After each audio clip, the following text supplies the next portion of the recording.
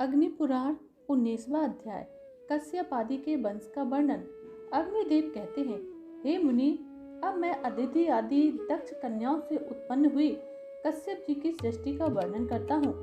चाक्षुष मनवंतर में जो तुषित नामक 12 देवता थे, वे ही पुनः इस वैवस्वत मनवंतर में कश्यप के अंश से अदिति के गर्भ में आए थे। वे विष्णु, शक्र, त्वष्टा धाता, आर्यमा पूषा, विवस्वान सविता, मित्र वरुण, भग और अंशु नामक 12 आदित्य हुए। अरिष्ट नेमि की 4 पत्नियों से 16 संतानें उत्पन्न हुई। विद्वान बहुपुत्र उनकी 2 पत्नियों से कपिला, लोहिता आदि के भेद से 4 प्रकार की विद्युत स्वरूपा कन्याएं उत्पन्न हुई। अंगिरा मुनि से उनकी 2 पत्नियों द्वारा श्रेष्ठ ऋचाएं हुई तथा कृशाश्व के भी उनकी 2 पत्नियों से देवताओं के दिव्य आयुध उत्पन्न हुए। जैसे आकाश में सूर्य के उदय और अस्तभाव बारंबार होते हैं, उसी प्रकार देवता लोग युग युग में उत्पन्न होते रहते हैं। कश्यप जी से उनकी पत्नी दिति के गर्भ से हिरण्याकश्यपु और हिरण्याक्ष नामक पुत्र उत्पन्न हुए। जैसे आकाश में सूर्य के उदय और अस्तभाव बारंबार होते हैं, उसी प्रकार देवता लोग युग युग में उत्पन्न और विनष्ट होते रहते हैं। कश्यप जी से उनकी पत्नी दिति के गर्भ से हिरण्याकश्यपु और हिरण्याक्ष नामक पुत्र उत्पन्न हुए।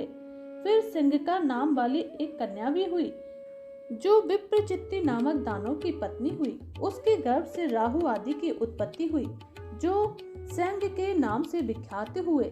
हिरण्याकश्यपु के 4 पुत्र हुए, जो अपने बल पराक्रम के कारण विख्यात थे। इनमें पहला ह्याद, दूसरा अनुह्याद और तीसरे प्रहलाद हुए, जो महान विष्णु भक्त थे, और चौथा संघात था। हाद का पुत्र हद हुआ। संघात के पुत्र आयुष्मान, शिवी और बास्कल थे। प्रहलाद का पुत्र विरोचन हुआ और विरोचन से बलि का जन्म हुआ। हे महामुनि, बलि के 100 पुत्र हुए, जिनमें बाणासुर सबसे ज्येष्ठ था। पूर्व कल्प में इस बाणासुर ने भगवान उमापति को प्रसन्न कर उन परमेश्वर से यह वरदान प्राप्त किया था कि मैं आपके पास ही विचरता रहूं। हिरण्याक्ष के 5 पुत्र थे, संबर, शकुनी, द्विमूर्धा, शंकु और आर्य। कश्यप जी की दूसरी पत्नी दनु के गर्भ से 100 दानव पुत्र उत्पन्न हुए। इनमें स्वभानु की कन्या सुप्रभा थी और पुलोमा दानव की पुत्री थी सची। उपदानव की कन्या हायसिरा थी और बृहस्पति की पुत्री शर्मिष्ठा। पुलोमा और कालका ये 2 वैश्वानर की कन्याएं थीं। ये दोनों कश्यप जी की पत्नी हुई। इन दोनों के करोड़ों पुत्र थे।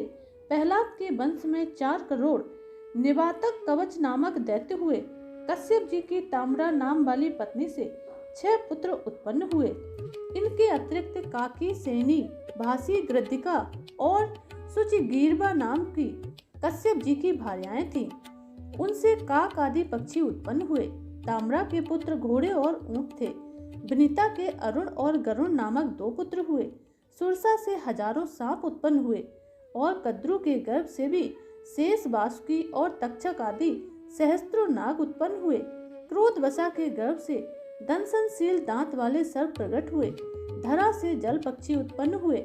सुरभि से गाय, भैंस आदि पशुओं की उत्पत्ति हुई। इरा के गर्भ से तृण आदि उत्पन्न हुए। खसा से यक्ष और राक्षस और मुनि के गर्भ से अप्सराएं प्रकट हुई। इसी प्रकार अरिष्टा के गर्भ से गंधर्व उत्पन्न हुए। इस तरह कश्यप जी से स्थावर जंगम जगत की उत्पत्ति हुई। इन सबके असंख्य पुत्र हुए। देवताओं ने दैत्यों को युद्ध में जीत लिया। अपने पुत्रों के मारे जाने पर दिति ने कश्यप जी को सेवा से संतुष्ट किया। वह इंद्र का संहार करने वाले पुत्र को पाना चाहती थी। उसने कश्यप जी से अपना वह अभिमत वर प्राप्त किया। जब वह गर्भवती और व्रत पालन में तत्पर थी, उस समय एक दिन भोजन के बाद बिना पैर धोए ही सो गई। तब इंद्र ने यह त्रुटि ढूंढकर उसके गर्भ में प्रविष्ट होकर गर्भ के टुकड़े टुकड़े कर दिए, किंतु व्रत के प्रभाव से उनकी मृत्यु नहीं हुई। वे सभी अत्यंत तेजस्वी और इंद्र के सहायक 49 मरुत नामक देवता हुए। मुनि, यह सारा वृतांत मैंने सुना दिया। श्री हरि स्वरूप ब्रह्मा ने पृथु को नरलोक के राजपद पर अभिषिक्त करके क्रमशः दूसरों को भी राज्य दिए। उन्हें विभिन्न समूहों का राजा बनाया। अन्य सबके अधिपति साक्षात श्री हरि ही हैं। ब्राह्मणों और औषधियों के राजा चंद्रमा हुए, जल के स्वामी वरुण हुए, राजाओं के राजा कुबेर हुए, 12 सूर्यों के अधीश्वर भगवान विष्णु थे, वसुओं के राजा पावक और मरुदगणों के स्वामी इंद्र हुए, प्रजापतियों के स्वामी दक्ष और दानवों के अधिपति प्रहलाद हुए, पितरों के यमराज और भूत आदि के स्वामी सर्वसमर्थ भगवान शिव हुए, तथा शैलों के राजा हिमवान हुए और नदियों का स्वामी सागर हुआ। गंधर्वों के चित्ररथ, नागों के वासुकी, सर्पों के तक्षक और पक्षियों के गरुण राजा हुए। श्रेष्ठ हाथियों का स्वामी ऐरावत हुआ और गांवों का अधिपति सांड, बंचर जीवों का स्वामी शेर हुआ और वनस्पतियों का प्लक्ष, घोड़ों का स्वामी उच्चश्रवा हुआ। सुधन्वा पूर्व दिशा का रक्षक हुआ, दक्षिण दिशा में शंखपद और पश्चिम में केतुमान रक्षक नियुक्त हुए। इसी प्रकार उत्तर दिशा में हिरण्य रोमक राजा हुआ। यह प्रतिसर्ग का वर्णन किया गया। इस प्रकार महाआदि आग्नेय पुराण में प्रतिसर्ग विषयक कश्यप वंश का वर्णन नामक 19वां अध्याय पूरा हुआ। अग्नि पुराण 20वां अध्याय, सर्ग का वर्णन। अग्निदेव कहते हैं, पहले महत्व की सृष्टि हुई, इसे ब्रह्मा सर्ग समझना चाहिए। दूसरी तन मात्राओं की सृष्टि हुई, इसे भूत सर्ग कहा गया है।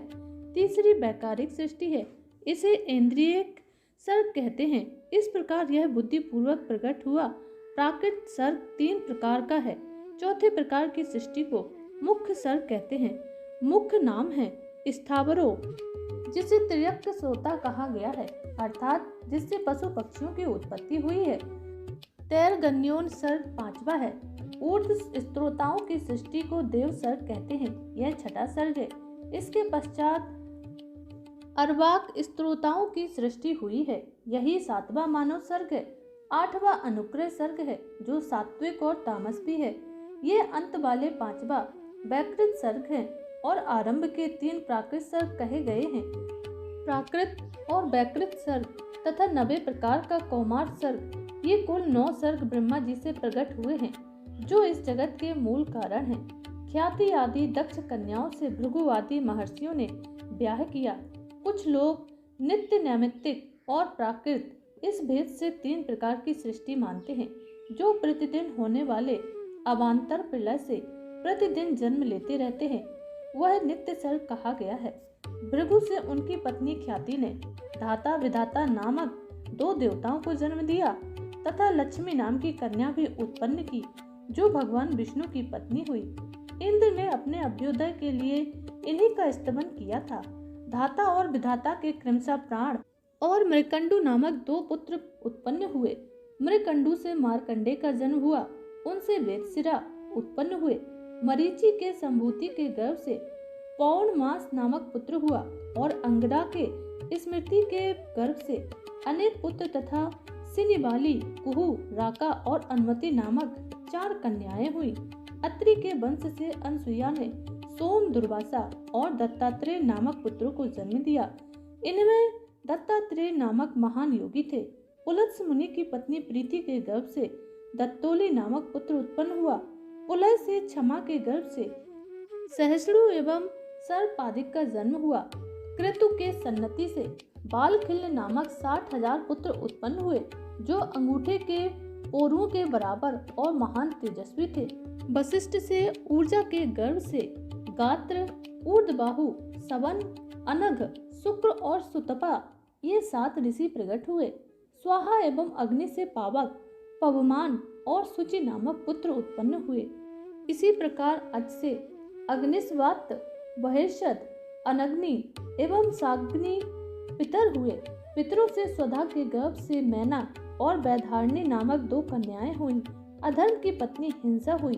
उन दोनों से अमृत नामक पुत्र और निकृति नाम वाली कन्या की उत्पत्ति हुई। इनसे भय तथा नरक का जन्म हुआ। क्रमशः माया और वेदना इनकी पत्नियां हुई। इनमें से माया ने समस्त प्राणियों के प्राण लेने वाले मृत्यु को जन्म दिया और वेदनान ने नरक के संयोग से दुख नामक पुत्र उत्पन्न किया। इसके पश्चात मृत्यु से व्याधि, जरा, शोक, तृष्णा और क्रोध की उत्पत्ति हुई। ब्रह्मा जी से एक रोता हुआ पुत्र उत्पन्न हुआ, जो रुदन करने के कारण रुद्र नाम से विख्यात हुआ तथा हेतु उन पितामह ने उसे भव, सर्व, ईशान, पशुपति, भीम, उग्र और महादेव आदि नामों से पुकारा। रुद्र की पत्नी सती ने अपने पिता दक्ष पर कोप करने के कारण देह त्याग किया और हिमवान की कन्या के रूप में प्रकट होकर पुनः वे शंकर जी की ही धर्म पत्नी हुई। किसी समय नारद जी ने ऋषियों के प्रति विष्णु आदि देवताओं की पूजा का विधान बतलाया था। स्नान आदि पूर्वक की जाने वाली उन पूजाओं का विधिवत अनुष्ठान करके स्वयंभू मनु आदि ने भोग और मोक्ष दोनों को प्राप्त किया था। इस प्रकार आदि आग्नेय महापुराण में जगत सृष्टि का वर्णन नामक 20वां अध्याय पूरा हुआ।